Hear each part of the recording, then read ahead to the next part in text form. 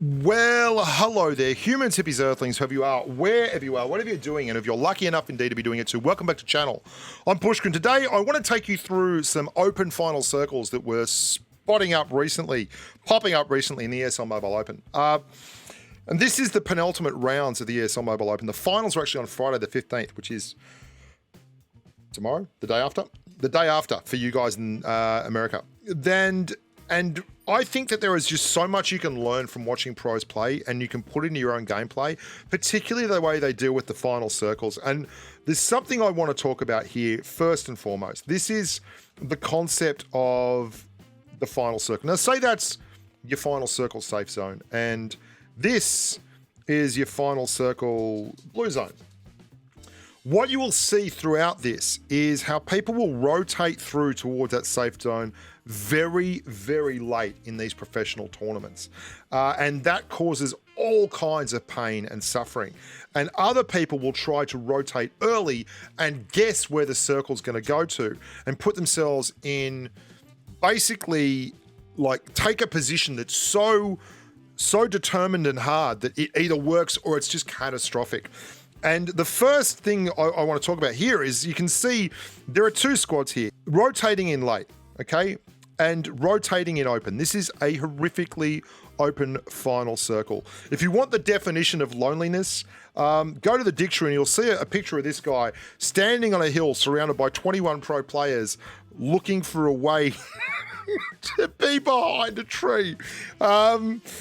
And I'm going to show you how this kind of rotational lunacy, and it's not really lunacy, I just mean because the circle's changed, really shapes the way the game is progressed. Now, remember how I told you about people taking a position that is just so in one part of the universe that if it's not working, they're going to be absolutely horrific.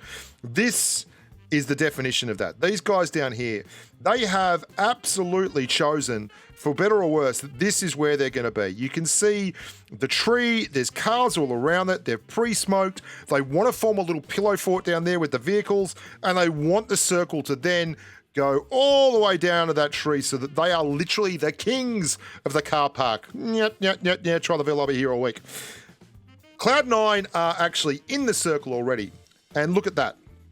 The circle has just cosmically said, go and get stuffed. Squad number 6 has gone from being on the edge of the circle to now being, if we look at the circle up here, like, look at this. This is where, this is amazing. This is where Cloud9 are up here. And they've got a pretty, they didn't take a hard position on the circle. Squad number 18 and squad number 6 decided that they were going to get into the open field early and be proactive. And they are now like 1,000 miles from home and not really feeling very safe. So they've got to play a super defensive gameplay mode and hope that someone up the top can sort each other out to the point where no one's going to have a good time. Let's move on from this because this is actually quite crazy. You can see that that's Omen Elite. There's Cloud9, Cloud9, Cloud9, and of course, yours truly, Uneven here, is Cloud9 as well. The circle is actually just outside where these guys are. There's a reason why Cloud9 are desperate to clear this one person here to the point where they're actually going to lose a member doing it. Remember how we talked about how if you've got a circle and then you've got a circle closing, as people rotate in, that's where they get killed. There's 5 points for a kill in this tournament. So if you can get a grub, say from, say Wi-Fi, is sitting up here in the corner and he gets a look at Cloud9 as they rotate through and clears all 4 of them in the blue as they're running into an open field. He might not make it through and win the chicken dinner, but he'll get 20 points for his team, clearing another team. So you get this spoil sport animation going on where the team right next to the circle has to go and deal with this solo guy. Now you can see Wi-Fi is desperately holding on here, because it's really important for his team that he both gets placement points and kill points. And you can see too why Cloud9 were willing to push so hard and make a trade there to actually get that kill and get it knocked and cleared. They now have an overlook on everyone down here. I mean, this This is the loneliness of esports. Look at those two squads down there. MTD and D&D are both in just licorice all sorts. It could not be worse for them. They are 1,000 miles from the zone. They are overlooked by everyone. And then you get squad number 16 down here, just hanging, just playing for points. This is exactly like the people that grind a Conqueror or Ace with a 1.0 kill death ratio. All they're caring about is the pot of gold at the end of the rainbow. They want that parachute, etc., etc. Well, all Peaceful's doing is getting points. As everyone else dies and clears and gets knocked and everything, he keeps staying on and keeping on, and he's still in the circle. So why the hell bother moving?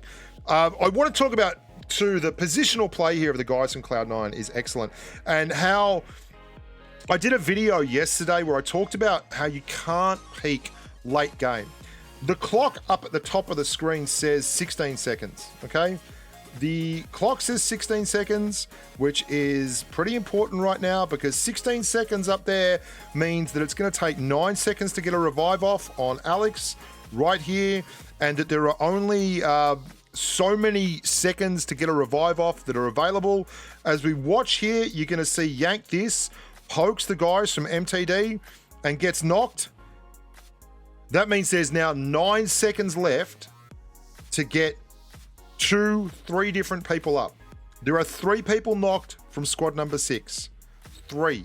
And there are only 9 seconds left before the circle, which is literally running in a line along here, starts moving that way, and everyone down here gets a really short trip to destination shagged. Let's watch as that happens. I'm sure no one was panicking over there in the voice chat for D&D. MTD Monarch here. Yeah, he knows what's up. Pyra and the boys are doing an outstanding job. Even though they own the top there's not a lot of cover. There are big sections of cover, but they're not extending themselves. Poor old Everfury, he made a go of it. Monarch is just at the back here, trying to soak up kills, just trying to get cheap kills, get points. Alex B goes down, everyone goes down. We will have one, and this is pretty much over, right? This is obviously pretty much over. Everyone knows that there's no way around this. The guys from Cloud9 absolutely have it in the bag. Monarch is just hoping against hope that whoever is up there with Cloud9 gets cleared before he runs out of meds, and that's fine. That's a great strat. But Cloud9 are still taking this incredibly seriously, and they are not just giving this one away. They are not taking this with any way, shape, or form frivolously. Let's have a look here. Look at the... And hats off to the boys. There's... whoa. That ain't it, baby. That ain't it. Okay, we'll get... This is uneven. Beowulf, Pyra. What I really want to talk about here is the distance, okay? It looks less because we're looking at it from the air, but there is distance and space between all these guys, but they're still within contact. They're connected. If anyone pushes up at the end, they're not sure where Monarch is. They're pretty sure he's still out at the tree just healing through. They're not 100% certain what's going on there. There is smoke all around this section of the map right here. There is a car here. There's a tree there. There's hard cover.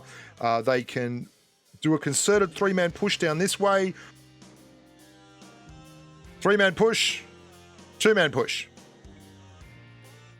And there's Monarch. They know he's got to be out there, and Monarch just gets nutted. There's no other way around it. He had no other choices. The next map that I want to talk about is this. The next Final Circle I want to talk about here is the timing of your movements in Final Circle. Timing is everything in this game. This bit of cover that the guys have here from Omen, I don't know why I keep calling them DM. I've got it on the brain. Omen Elite. Is great because they are actually the only squad right now that is inside the circle is Omen. And they are down behind this nice bit of cover here. And the only place they can get hit from behind here, unless they poke their heads up, is in the circle itself. And there's no one in there.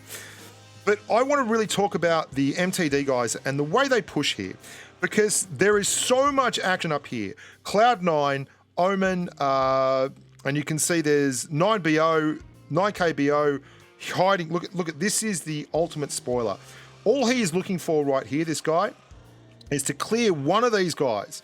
Every time he takes a kill, he gets 5 points in the tournament. That's all he's trying to do. Spring is up the top here, overlooking the guys from Cloud9 who have got to push down here into the circle. You watch 9K Bo absolutely go ham, just killing Beowulf and thirsting him up. Even as Pyra is standing right next to him, he just makes sure that he gets the 5 points. So just got Beowulf. This is it. Look at this. Look at Pyra. He's got no interest whatsoever in doing anything apart from 100% making certain that Beowulf does not live to see the end of this match. What a spoilers roll from 9KBO. I mean, Beowulf was probably really appreciated that on a tactical level. But while all this is going on, the people who are not struggling are the guys from MTD. Now, there is something else that's happening here that you need to understand really, really clearly. If this is the circle, and the circle is like that, if you are on the outside edge of the circle, you have to go the furthest to get across it.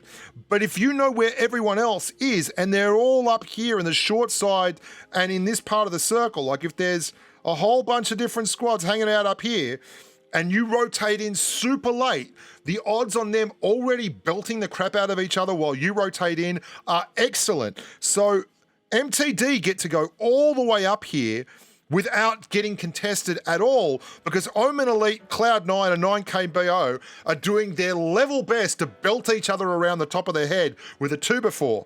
And this leaves MTD with a wide open opportunity. Now, they were strong in the clutch before. Monarch was very, very solid, stayed out the back, healing up, and he got his team a second place there, which was really cool. At this point, Omen Elite, Carnage and everything are doing their level best to just hold the edge of this angle here. Carnage is actually trying to bounce Grenz off the edge of that window, and he does do that there, but by that stage, the guys from MTD have moved on down. Carnage goes for a reload and then alters it and changes it, puts it back onto the top of the... And I'm going to show you something too that Spring does here, which is super unfortunate, and one of the things that most annoys me about... Here, just watch. Spring is going to jump out this window, right? You can see him leaping. When he hits that flat surface there, in Pubg Mobile, your legs will compress. Your legs, both your legs compress down, and while you are compressed, you cannot fire. And he has a look down here, and I think he's looking at Prophecy, and has a clear shot, starts taking it, takes one shot, compresses down, and while he's compressed, he can't shoot, and that is when Prophecy nails him.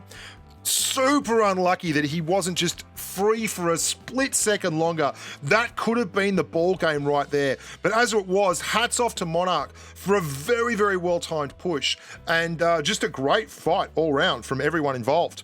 I hope you guys really enjoyed that. You should be looking more at this ESL Mobile Open kerfuffle. It's free.